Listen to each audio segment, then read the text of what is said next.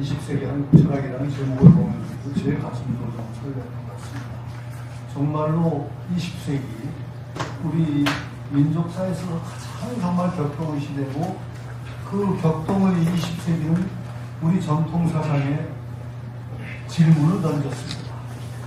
그냥 전통사에 단순히 대응한 게 아니라 그 질문에 성실하게 답하지 않으면 전통의 의미가 없었다고 말할 수가 있습니다. 대개 크게 보면은 세 가지 질문을 던졌다고 볼 수가 있겠습니다.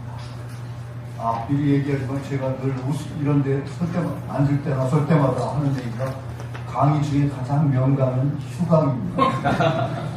그 다음에 이제 그 명강은 짧은 강의라고 하는데, 이 사실이 기조발제에 그 원고 없이 나왔으니까 제가 가장 짧게도 그 휴강에 비견되는 명강을 해보도록 노력을 하겠는데 잘 될지는 모르겠습니다. 이 세 가지 질문이라는 것이, 첫 번째, 우리 민족은 어떻게 지킬 것인가 하는 문제입니다. 민족에게 20세기는 물었습니다. 너는 살아있는가? 우리 개인한테 정말 네가 한 존재로 살아있는가를 우리 민족에게 물은 거죠. 이건 정말 중요한 의미입니다.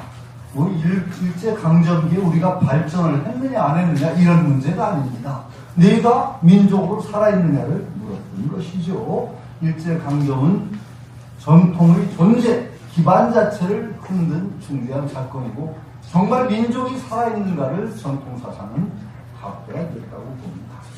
그 다음에 두 번째 문제는 전통을 어떻게 계승해야 되는가 하는 문제를 던졌다고 봅니다. 산업화가 있었고, 민주주의라는 어떤 우리가 겪어보지 못했던 새로운 어떤 정치제도가 들어왔고, 과학, 자본주의, 이런 그 서세동정의 그 물결 속에서, 또 격동의 시대 속에서 유교, 불교, 도교가 과연 어떤 의미를 가지고 있느냐, 너희들이 물은 거죠. 거기에 성실히 답하지 못한 그런 전통사상은 죽은 전통, 시체입니다. 쉽게 얘기하면 시체밖에 될 수가 없었다고 저는 생각합니다. 세 번째 또 중대한 물음이 있습니다.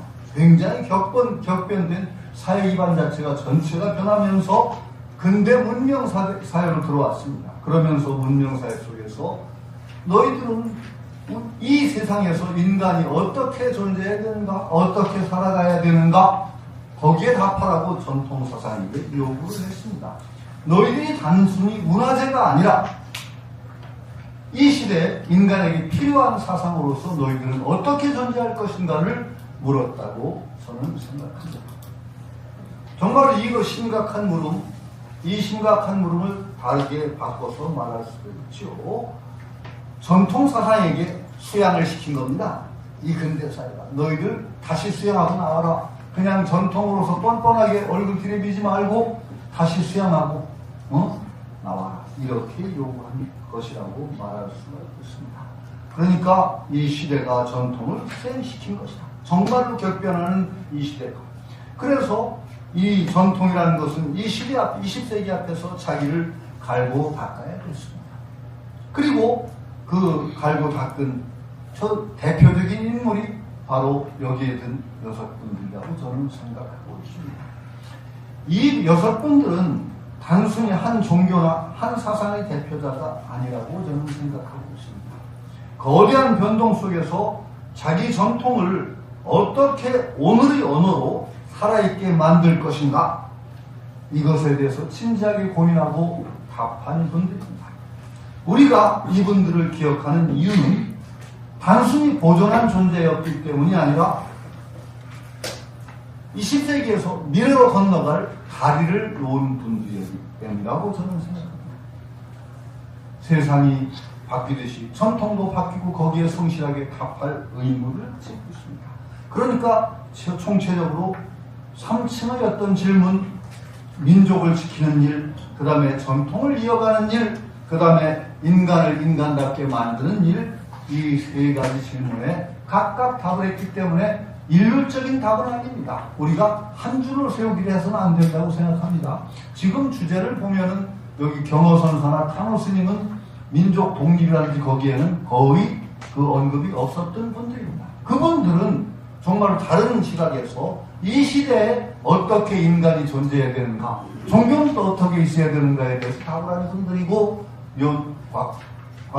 갑자기 곽종석 선생이나 이제 김창수 선생은 정말 민족과 그 어떤 이 시대의 어떻게 전통이 시대에 어떻게 변형돼야 되는가 이런 문제에 답을 하셨다고 생각하고 또 하나 또 도교는 또 상당히 다른 각도에서 답을 했습니다. 각각 좋은 발표가 있으시겠지만 간단히 제가 좀 몇 가지 짚어보도록 하겠습니다.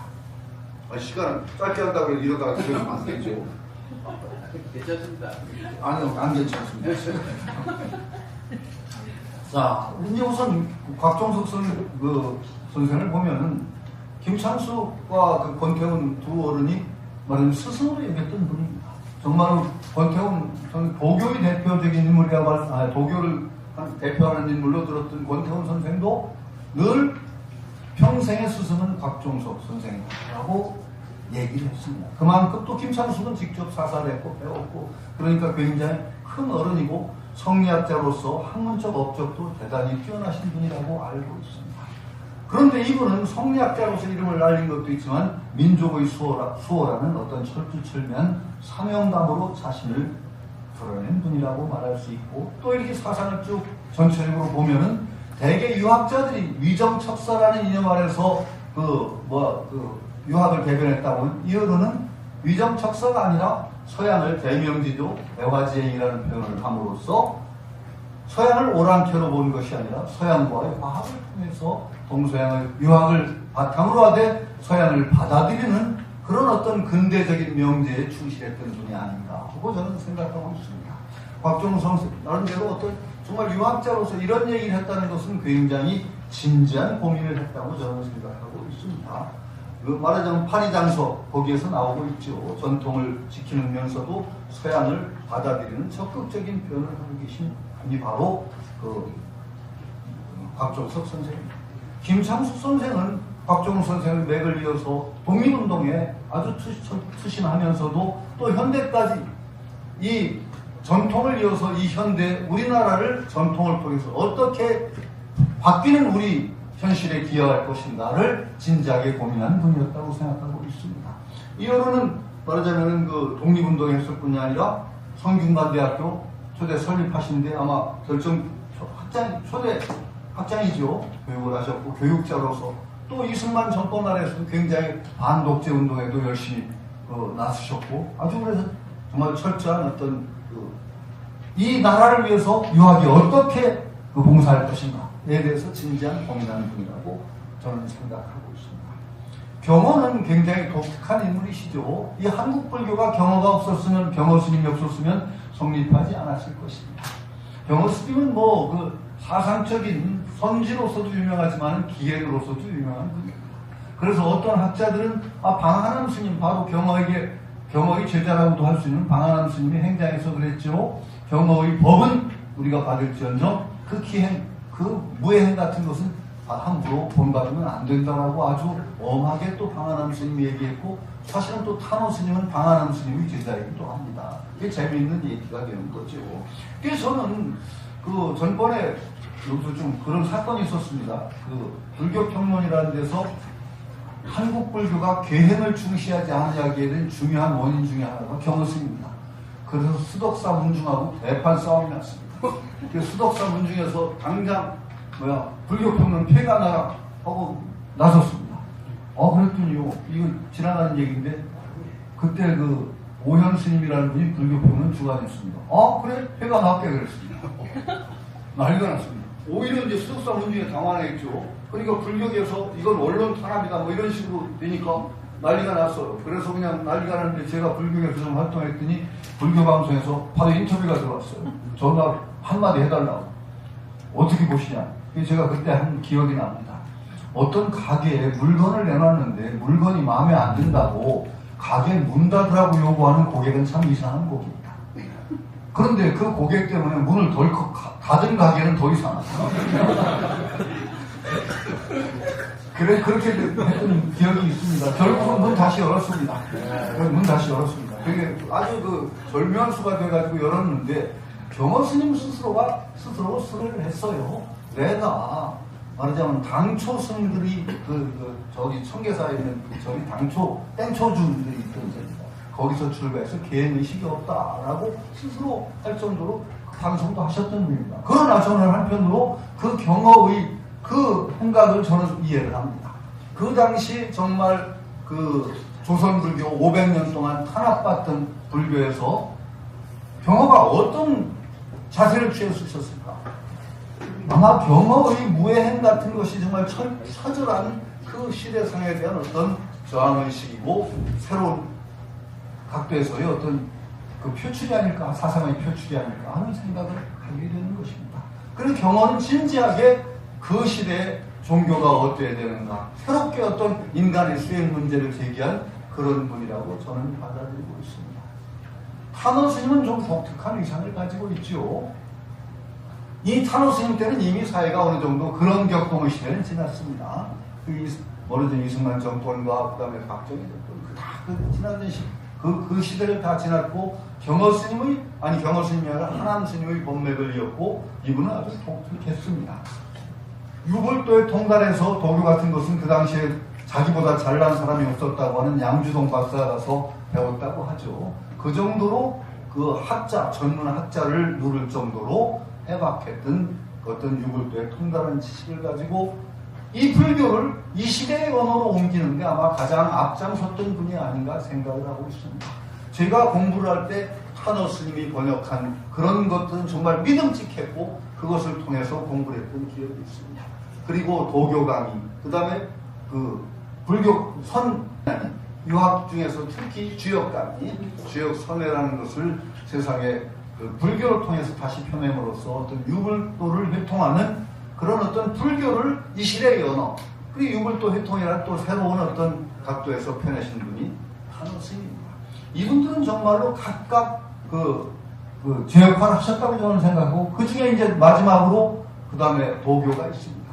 도교는 저는 좀 독특한 위상을 부여하고 싶습니다.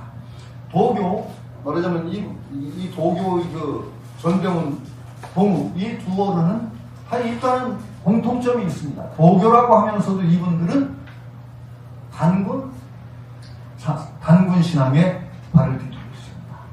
그냥 도교가 아닙니다.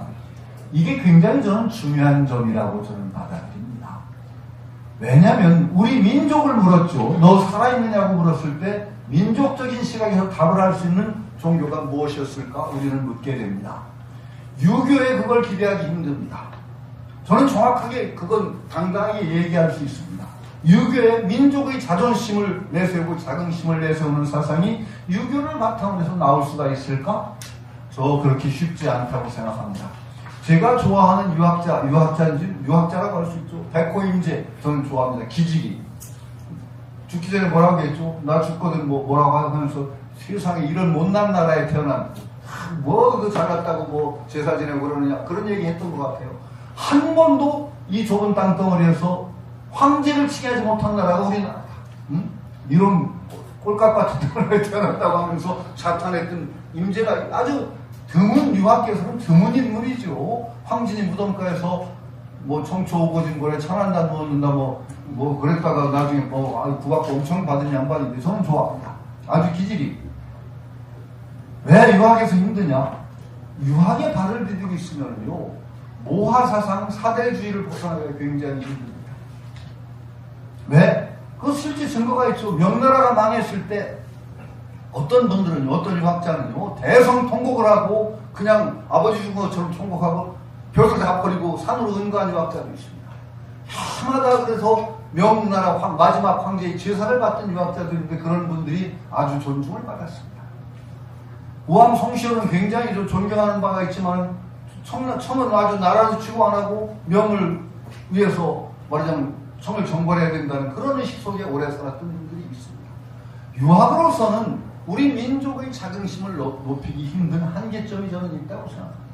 그런데 이 두 분들은 분명히 도교에 발을 디디고 있으면서 분명하게 단군 신앙에 또 발을 디디고 있습니다. 전병은 그렇습니다. 단군에 발을 디디고 천부경 강의도 했고, 그래서 단군 사상을 펼치면서 또 전병훈은 대단히 재밌게도 서양 사상까지 받아들였습니다. 간트라든지 그런 것과 전맥을 해서 정말로 전통에 머물지 않고 또 이 시대와 어떻게 교류하면서 새로운 모색을 할 수 있느냐를 보여줬던 분이 전병훈이라고 생각합니다. 봉호 어르신은 뭐 제가 여기 뭐 제 단체가 여기 후원한 단체로서 하면은 뭐 봉호 어르신은 또 그 점에서는 아주 두드러진 분이죠. 딴 얘기는 저는 뭐 할 것 없습니다.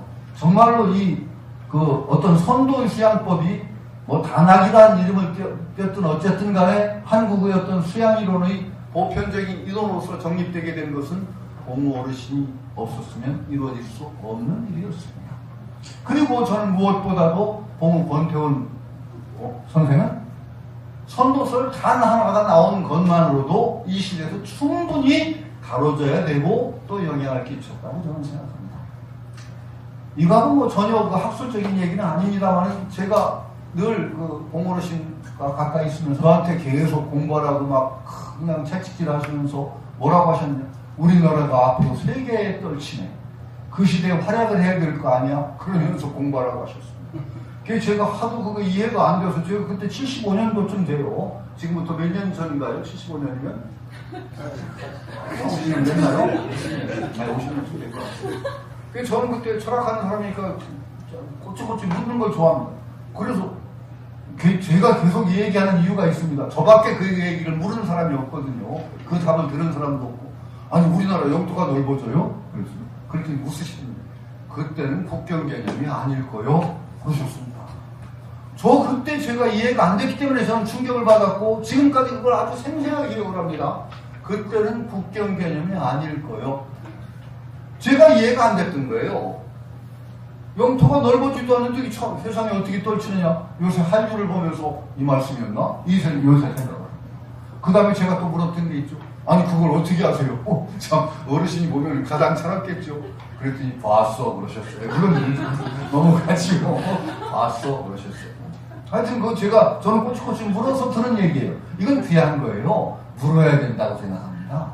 그냥 막 끄떡거리고 감탄할 게 아니라 물어야 된다고. 봤어. 그것은 선도수행의 결과로 봤다는 말씀입니다. 하여튼 그랬던 거죠. 그리고 선도설 단이 나옴으로써 정말로 민족적인 자긍심이 한 차원 높아진 건 틀림없습니다. 우리 한민족의 어깨에 힘이 들어간 거예요.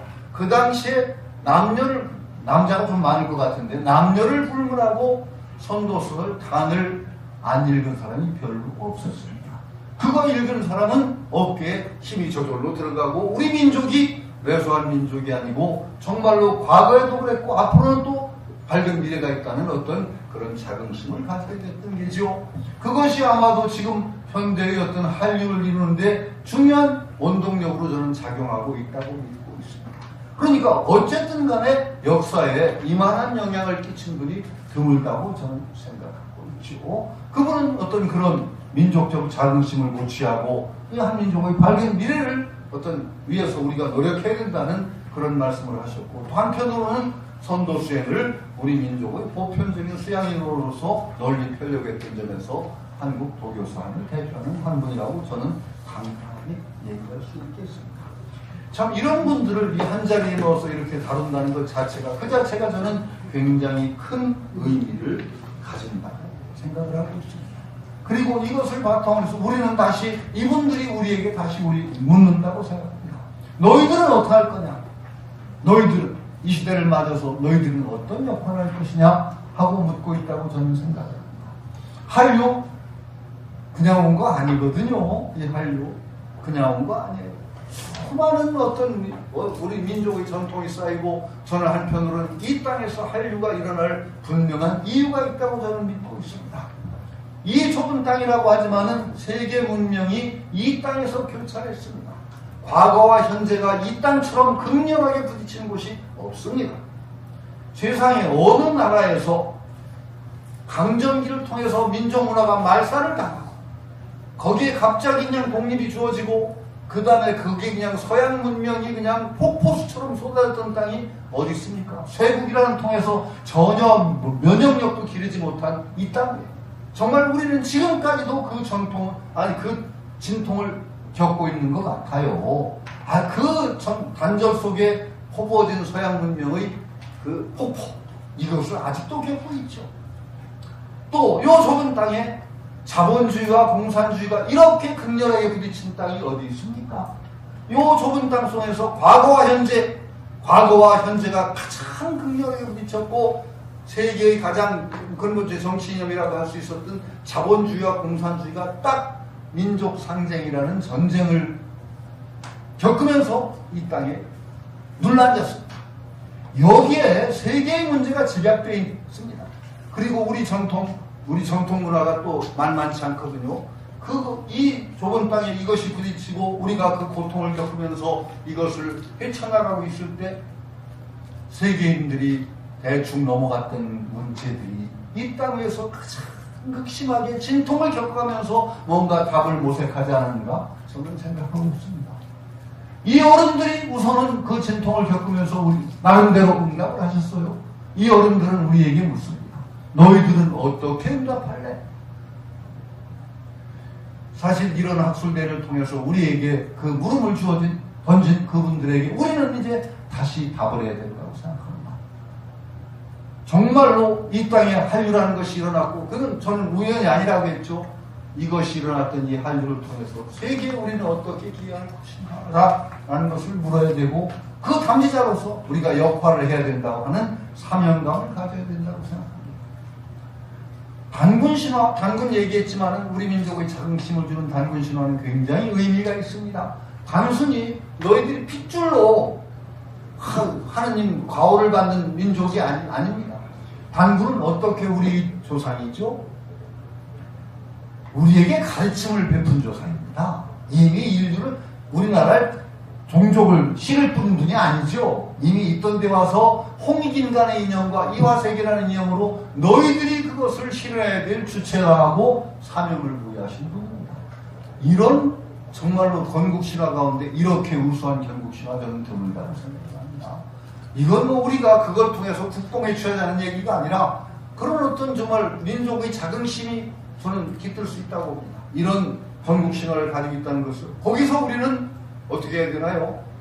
우리가 그런 세계를 이루어야 될 인간 이념을 통해서 이화세계를 이루어야 될 주체로서 나서야 된다는 자긍심을 가져야 되는 그런 민족이어야 된다고 생각하고 있습니다.